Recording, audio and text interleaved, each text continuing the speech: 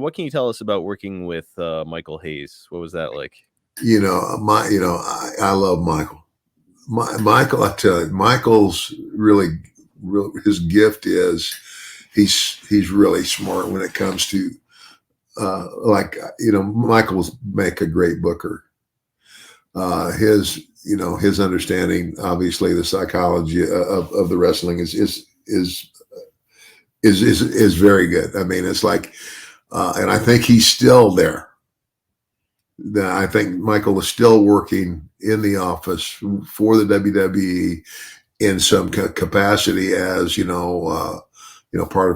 part of the creative team. Mm-hmm. And if he's not still there, then it's I don't know why he wouldn't be, but for as long as I can remember, and every year that I go back and show up and see him, he's still there working for Vince. Man, a really sharp, creative mind, isn't he? Yeah, absolutely. And I would tell him, I said, Michael, yeah, you're a real smart guy, pal. I said, but you need to learn how to work.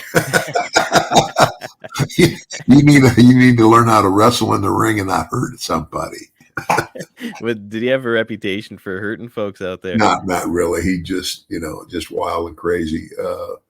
But like it was him and Terry Gordy. Terry Gordy was a great wrestler, buddy. I'm going to tell you what. Terry and I had several. I mean, we wrestled in Japan together a lot as well. And then what was the third member of the Buddy Roberts? Mm-hmm. But Buddy was a good worker. He was a funny guy too, but he was also a very good wrestler. So anyway. It's funny because as we're recording this, I just talked to Jake yesterday about the Freebirds because they had their last match for him against him in WCCW when he was there. And so he was kind of talking about the Freebirds a little bit. And he said that Buddy may have actually been the best worker of the bunch. He was the one who was out there taking all the bumps and kind of doing all the hard work. He's right. Yeah. You would say best worker even above Gordy? Yeah. I mean, overall, I would say best worker, Gordy. But I mean, Gordy and the best speaker of the group was Michael, and he was the worst worker. And it's funny because Michael, if you ever hear this podcast, you hear me laughing. Don't get offended, Michael. Don't be offended. I love you. Well, you mentioned it. He's not a technician in the ring, and that's something that pretty much anybody who talks about him recognizes, but he's easily the best showman of the bunch. From your perspective, and in terms of and he actually was hands down the best on the microphone. Oh my gosh, yes. Yeah. Unbelievable. Yeah. Like just a heat magnet too, like really, really good at getting people pissed at him. So from your perspective, Ted, would you say it's better for you as a heel during this time to work with a guy who's more technically sound, or is it better to work with a guy who's got more of a flamboyant, over the top personality?